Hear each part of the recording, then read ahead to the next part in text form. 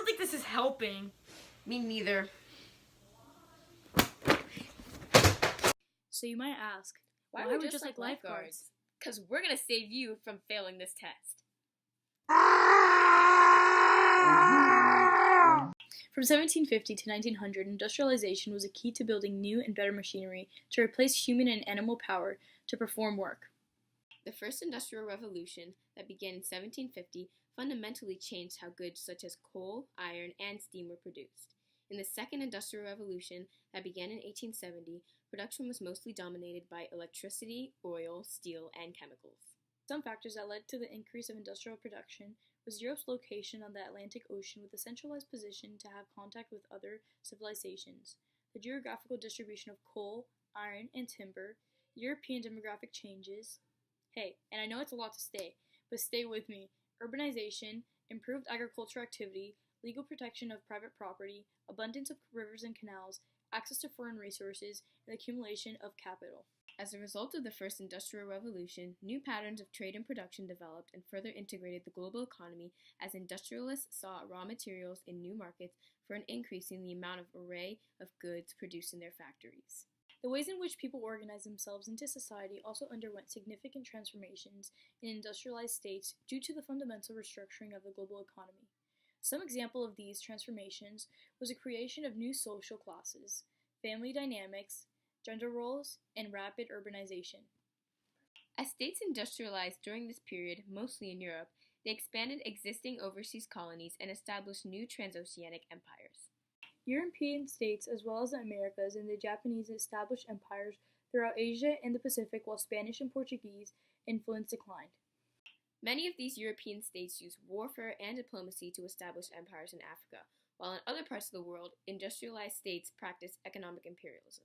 Imperialism influenced state formation and contraction around the world. Anti-imperialistic resistance, such as the direct resistance within empires and the creation of new states on the peripheries, occurred.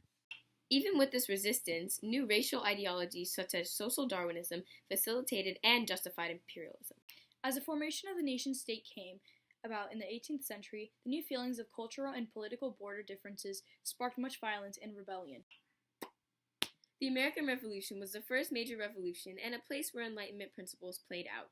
The Enlightenment philosophers applied new ways of understanding the natural world to human relations, encouraging observation and inference in all spheres of life, and developed new political ideas about the individual, natural rights, and social contract. The rise and diffusion of this Enlightenment thought often preceded the revolutions against existing government. As the American Revolution was the first, it inspired many others ahead. Some rebellions were influenced by religious ideas and millenarianism, such as the ghost dance in the U.S. or the coastal cattle killing in South Africa.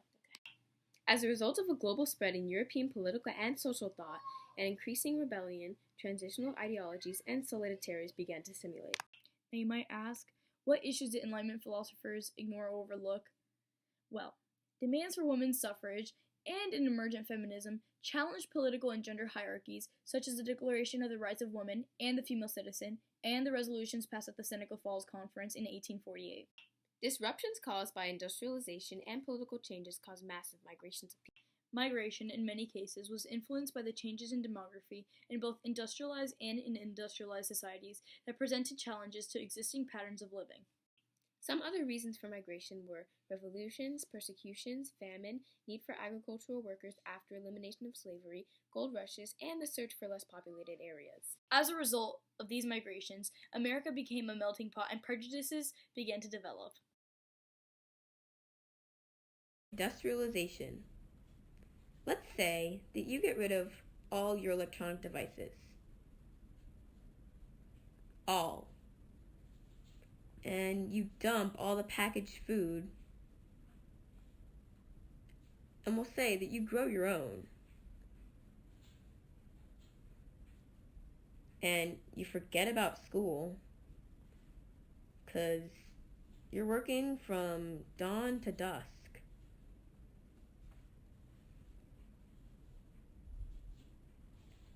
This is how life was before the Industrial Revolution.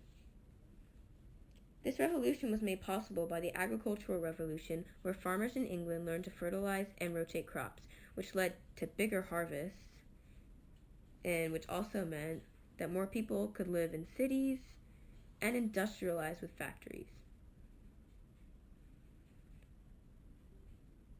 Workers went from working on farms to working on factories and industries instead.